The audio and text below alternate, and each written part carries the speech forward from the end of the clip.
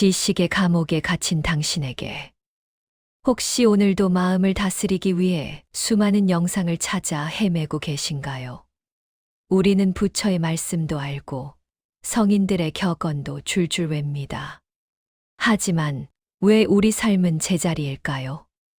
그건 우리가 지혜를 얻은 게 아니라 남의 깨달음을 수집하고 있기 때문입니다. 시다르타는 당대 최고의 스승이었던 고타마 부처를 만난 뒤에도 그 곁을 떠났습니다.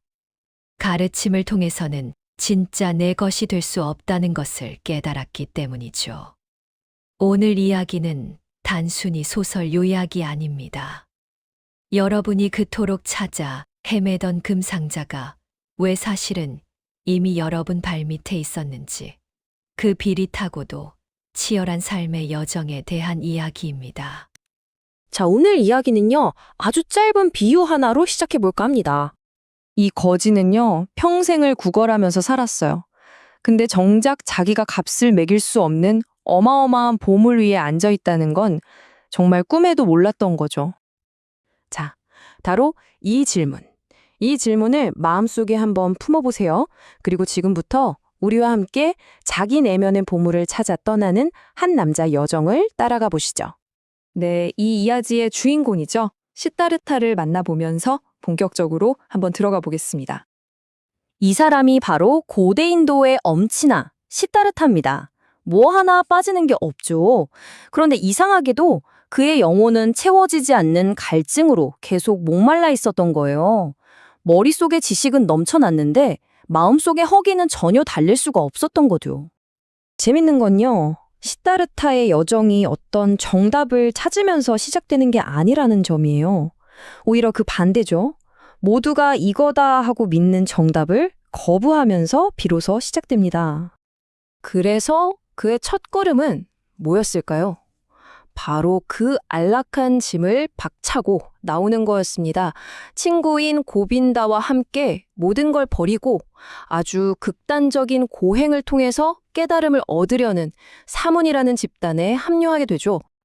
그렇게 고행을 하던 어느 날이었어요. 진짜로 깨달음을 얻은 사람이 나타났다는 소문을 듣게 됩니다. 바로 부처라고 불리는 고타마였죠. 와, 그의 가르침은 정말 완벽해서 그 누구도 반박할 수가 없을 정도였다고 해요. 자, 바로 이 지점에서 두 친구의 운명이 완전히 갈립니다. 친구 고빈다는 정말 깊은 감명을 받고 부처의 제자가 되기로 해요. 하지만 시다리다는 모두를 깜짝 놀라게 하는 결정을 내립니다. 바로 그 완벽한 스승을 떠나기로 한 거죠. 이게 바로 시다르타가 홀로 깨달은 핵심이었어요. 그는 부처에게 이렇게 말합니다. 지혜는 가르쳐질 수 있는 게 아닙니다. 직접 경험해야만 얻을 수 있는 거죠. 스승님의 그 위대한 깨달음도 결국 가르침을 통해서 얻으신 게 아니지 않습니까? 결국 스승을 떠난 시다르타는 아주 역설적인 결론에 이르게 됩니다. 진짜 깨달음을 얻으려면 내가 그토록 없애버리려고 했던 바로 그 나 자신, 이 자아와 정면으로 마주해야 한다는 걸 깨달은 거죠. 그래서 그는 강을 건너서 완전히 새로운 세상으로 향합니다. 영적인 세계는 이제 뒤로 하고 온전한 한 명의 인간으로 살아가는 법을 배우기 위해서였죠. 감각, 욕망 이런 것들이 들끓는 세속의 세계로 말 그대로 뛰어든 겁니다. 그리고 바로 그곳에서 그의 인생의 새로운 스승이 되어줄 두 사람을 만나게 되어 한 명은 아름다운 여인 카말라, 그녀에게선 사랑과 욕망을 배우고요. 또 다른 한 명은 부요한 상인 카마스와미, 이 사람한테서는 돈과 권력, 뭐 이런 세상 물정을 배우게 되죠. 카말라가 한 번은 물어봐요. 당신이 할 줄 아는 게 뭐죠? 그랬더니 시다르타가 아주 유명한 대답을 하죠. 나는 사색할 수 있고 기다릴 수 있으며 단식할 수 있어. 보세요. 이 영적인 수련 경험이 이제는 이 세속의 세계에서 자신을 증명하는 가장 강력한 무기가 된 겁니다. 그렇게 수십 년이 흘렀어요. 그는 성공한 상인이 됐고 부와 명예를 다 가졌죠. 하지만 그럴수록 내면의 목소리는 점점 희미해져 갔습니다. 결국 돈과 쾌락에 완전히 중독돼 버린 자기 모습에 끔찍한 역겨움을 느끼고는 모든 걸 또다시 버리고 떠나버립니다. 근데 여러분, 이 새 속에서의 시간이 과연 실패였을까요? 아니에요. 오히려 그의 여정에서 가장 중요한 수업이었습니다. 마치 불이 쇠를 단단하게 만들듯이 이 고통과 시련의 경험이 그의 인격을 훨씬 더 깊고 단단하게 만들어준 셈이죠. 자, 이제 시다르타는 인생의 가장 깊은 나락으로 떨어집니다. 정말 지독한 자기 혐오에 빠져서 모든 걸 끝내보려고 하죠. 그리고는 처음 여정을 시작했던 바로 그 강으로 다시 돌아갑니다. 그렇게 삶을 포기하려던 바로 그 찰나, 그의 가장 깊은 내면에서 우주의 소리, 옴이 울려 퍼집니다. 마치 깊은 잠에서 깨어난 것처럼 그는 그 자리에서 다시 태어나요. 그리고 결심합니다.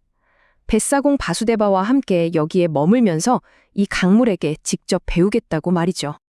그리고 강물은 그에게 정말 놀라운 진실을 알려줍니다. 바로 시간은 존재하지 않는다는 거예요. 생각해보세요. 강물은 산꼭대기 샘에도 있고 저 아래 폭포에도 있고 저 멀리 바다에도 동시에 존재하잖아요. 강물에게는 과거도 미래도 없어요. 오직 영원한 지금만이 흐를 뿐이죠. 강물이 들려주는 그 수많은 목소리에 귀를 기울이면서 시다르타는 마침내 궁극의 지혜에 도달하게 됩니다. 그건 바로 이 세상 모든 것이 결국 하나로 연결되어 있다는 진리였습니다. 선과 악, 기쁨과 슬픔, 죄인과 성자, 이런 것들이 다 따로따로가 아니라 바로 지금 이 순간 내 안에서 함께 흐르고 있다는 걸 깨닫게 된 거죠.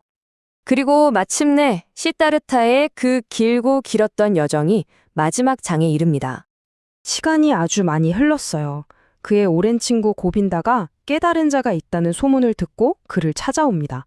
그리고 마지막 가르침을 청하죠. 그러자 시다르타는 아무 말 없이 그냥 강가에 있는 돌멩이 하나를 조용히 집어들 뿐입니다. 이게 바로 시다르타의 마지막 가르침입니다. 시간이라는 게 환상이잖아요. 그러니까 이 돌멩이는 흙이 되고 식물이 되고 인간이 돼서 부처로 되어가는 중이 아니라는 거예요. 이 돌멩이는 그 모든 과정과 가능성을 이미 다 품고 있는 채로 바로 지금 이 순간 이미 완전한 부처 그 자체라는 거죠. 결국 핵심은 이거였습니다. 깨달음이라는 건 저 멀리 어딘가에 있는 최종 목적지가 아니었던 거예요. 바로 지금, 바로 여기, 이 평범한 일상 속에서 신성함을 발견하는 눈을 뜨는 것, 그게 전부였던 거죠. 자, 다시 맨 처음에 그 거지 이야기로 돌아가 볼까요? 이제 이 질문은 온전히 여러분의 몫입니다.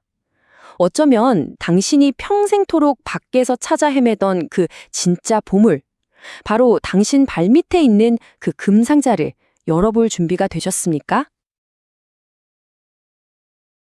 강물은 결코 아들을 붙잡지 않는다.